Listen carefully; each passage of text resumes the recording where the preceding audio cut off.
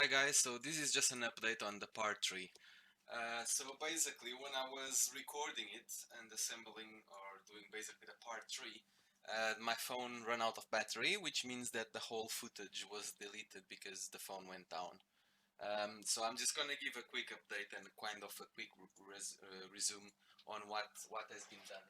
Um, so basically what happened, let me just move things out of the way so I can show you and explain to you.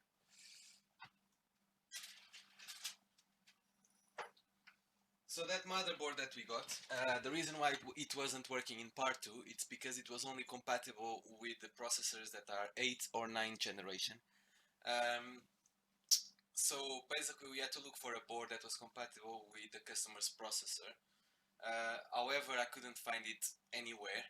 There was a few that were like on pre-order and we could order it or pre-order it, but because we want the machine to get ready now, we don't have time to order it and wait whatever time it's gonna be. Um, Basically, the only option was really to get a different processor. So I contacted the customer that decided to go ahead with a new processor, and he went for the E5 9600K, which is an overclockable processor with graphics included. Um, Once we put that in, we had a few setbacks that we kind of went all the way MacGyver. I'll explain because it's kind of some useful tips that if it happens to you, you can kind of go ahead and do the same. Even though that you should kind of know what you're doing if you're gonna go that way, or if you're kind of improvising, you need to make sure that what you're doing is the correct way and it's gonna be done properly. Um, so there was a few things. Let me just show you. So this is the machine. So basically, what happened? So there was two main problems. Okay, the AOI that goes basically on top of the processor has 4 screws. Okay. Once you put the thermal paste and everything, I put it down. I made sure that there was no gaps in between the processor and everything, so everything was good. I put the first screw, that was absolutely fine. Now, when we put in the second screw, what happened was the screw itself, basically, it's basically like this, and then it has like this end, and it has the same end on the other side. What happened was, as soon as we put the screw basically snapped inside. So basically it was this. So the cap basically had the screw inside broken, and the other one that basically was like this was basically broken. So what we did was we found the screw from the same type of screws that we use for AOIs. That was basically like this. It was quite a big screw. So I found a couple of plastics.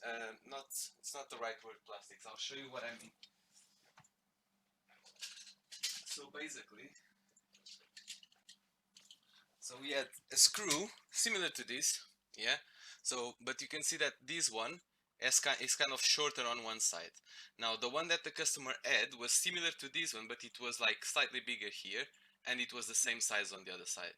So when it broke inside the screw, so imagine that this is basically the screw. As you're screwing it, try to adjust the camera so I can explain it.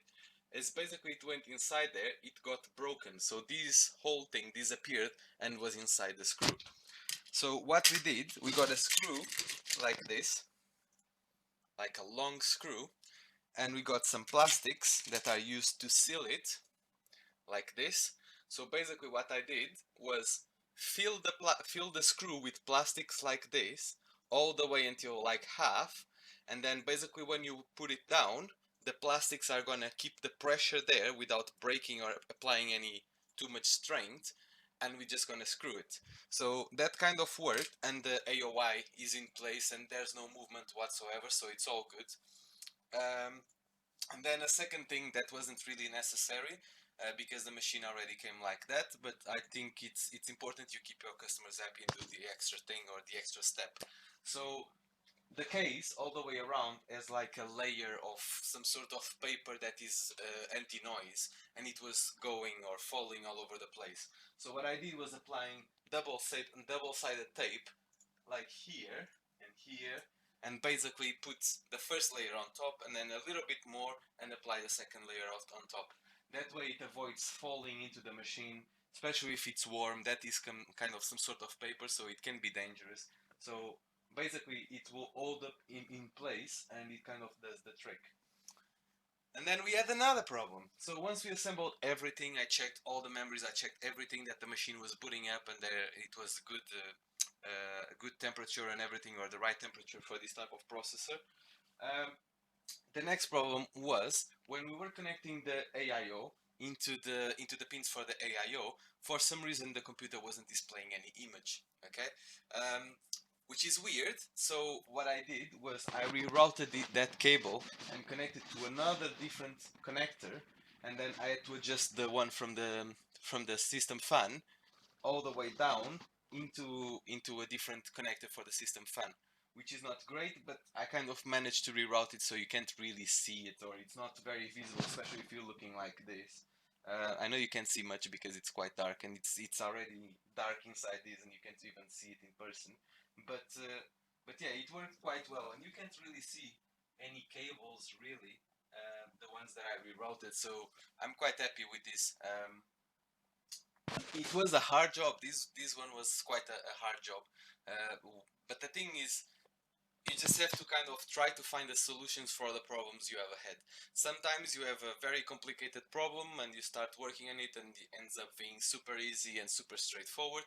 And sometimes, like this one, you have a problem that you're not really sure what it was. In this case was the motherboard. So we started looking into the motherboard, we replace it, and then another problem comes, and it's important that you kind of keep your hope up and just keep it going, because eventually there will be no problems, but you need to deal with the problems one by one. So that's what we did, and we tackled every problem that we could find. And yeah, so I'm quite happy with it. Once I finish assembling everything and everything is in place, last thing I did was basically turn on the machine, get the pin from the customer, and basically put speed fan to check the temperatures, and put CPU Z to basically check the stats, but also to stress test the CPU.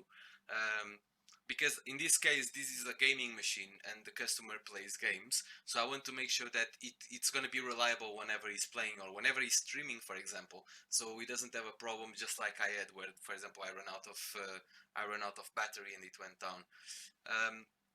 So yeah, so basically I put the CPU to stress for I would say a good half an hour, until the temperature started rising. So the computer was stable around between 43 and 46 degrees, and that was basically the temperature, which is a bit high, but it's normal for this type of processors and this type of power, really. Mine actually it's much worse than that, and it's just normal. Um, but yeah, it basically stress tested. The temperatures didn't pass from 59 degrees Celsius, so I'm quite happy with it. And yeah, and we'll be delivering that to the customer, and hopefully it's gonna be a happy customer. And yeah. So if you have any questions, or if you need to know something, or if there's something that you guys want me to record or to do so you guys learn, or whatever it is, just let me know and I'll do my best to kind of help. And yeah, thank you for subscribing. And if you haven't subscribed, please do. It helps a lot. And please leave a like to the video. And until next time, thank you.